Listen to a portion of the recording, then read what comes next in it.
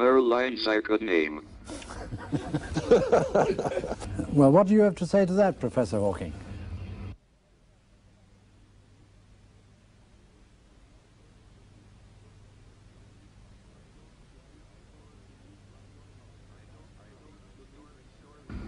I don't believe in stories of flying saucers and other unidentified flying objects. If time travel were possible, we should have already been visited by people from the future. I think if we were being visited by people from another time or another planet, it would be much more obvious and probably very unpleasant. I don't want to make contact with another civilization, except at a safe distance. It might be like the North American Indians making contact with the white men. I bet they wish they had never sold Manhattan. I'll bet they did now. And beings reasonably near, why have they not visited us? Well, that's a very good question. Let's throw it right across to Arthur Clarke. There are literally dozens of answers to this. They may have come in the remote past. They may be visiting us every 10,000 years. I mean, the universe is a huge place, and even if there are fleets of survey ships going all over the cosmos, we shouldn't expect visitors.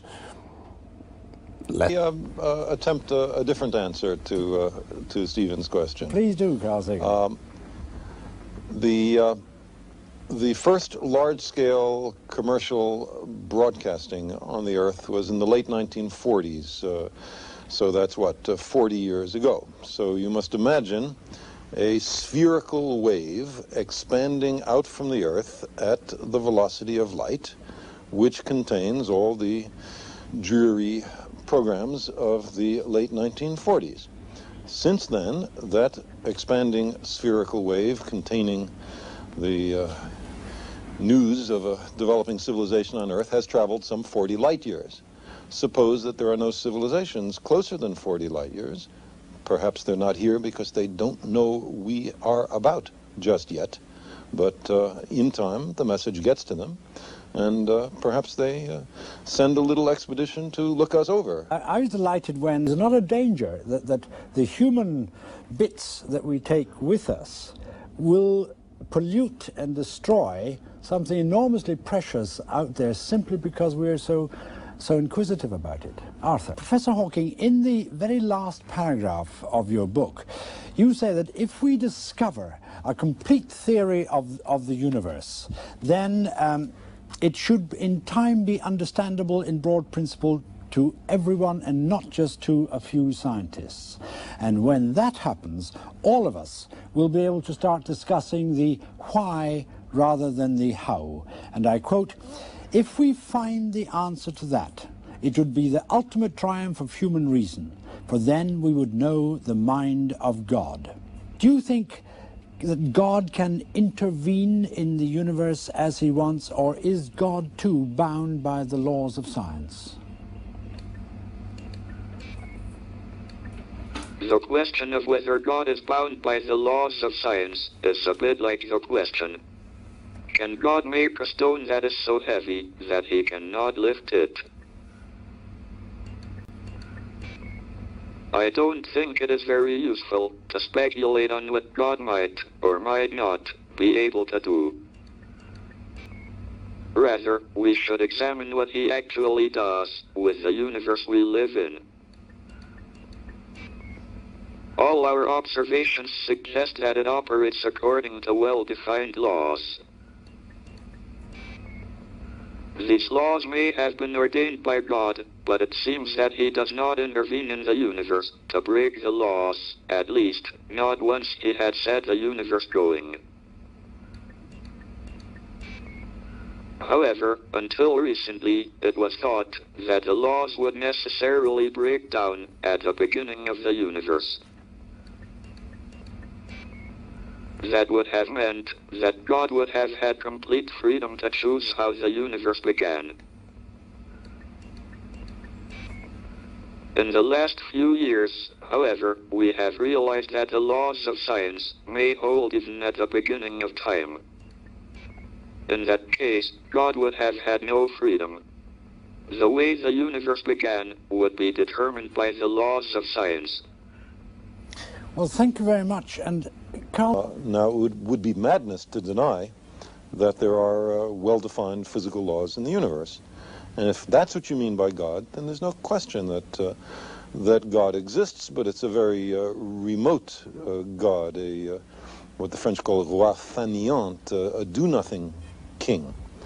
On the other hand, the former model, the one who intervenes daily, for that there seems to be, as Dr. Hawking said, no evidence. I think it is wise, my own personal feeling, to be a little humble on such matters.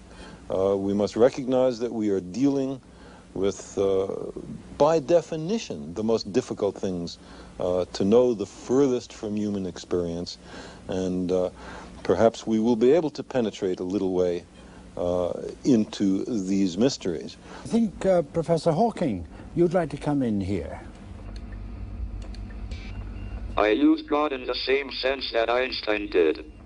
It is really the reason why the universe is as it is, and why the universe exists at all. Can I ask Arthur Clarke what he meant when you're alleged to have said to the papal nuncio, "I don't believe in God, but I'm extremely interested in him"? Well, I guess I haven't placed my bets yet. And, you know, Stephen's remarks and Karl's remarks reminded me that this was said 200 years ago when Napoleon, I think, was talking to Laplace, who published his theory of the universe, and Napoleon said, God isn't in it. And Laplace replied, "Sir, I have no need for that hypothesis." Do you think that the Church is, in fact, beginning to recognize that it may have to lose its priority, its eminence as the sole arbiter of these matters, and that science will be allowed to come in as an equal partner? Well, in fact, are they moving backwards as well as forward, Carl Sagan? Because I understand that in the earliest days of civilization, then the priests were in fact what we call the scientists, the ones who could study astronomy and who could predict eclipses and things. Do you see the scientist coming back into an almost sacerdotal position like this, or am I overstating it? Well, I hope you're overstating it. I think the essence of the scientific method is the willingness to admit you're wrong, the willingness to abandon ideas that don't work, and the essence of religion is not to change anything. The supposed truths are handed down by some revered figure, and then no one is supposed to make any progress beyond that because all the truth is thought to be in hand. I'm listening to you, Arthur Clarke, then. Politicians or priests are setting the agenda, or scientists? I'm very fond of quoting Pandit Nehru on this when he once said that politics and religion are obsolete. The time has come for science and spirituality. I hear from the clicking that Professor Hawking would like to come in. I don't think that physics tell us how to behave to our neighbors. Ah. Well, physics may determine who our neighbors are and on what planets they live.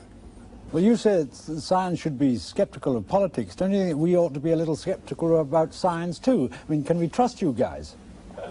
Politics are corrected by other forces. Can I ask one question of you all, and that is the question of creativity, which fascinates me. Here we have three enormously creative people with enormously creative intellects. How, in fact, does it operate? Do you, Arthur Clarke, do you sort of find I am just curious. I want to find out how things work. I follow my nose. One thing leads to another, and I don't know what I will find next. Now, gentlemen, to all of you, to Professor Stephen Hawking, to Dr. Arthur C. Clarke, to you, Carl Sagan in America, our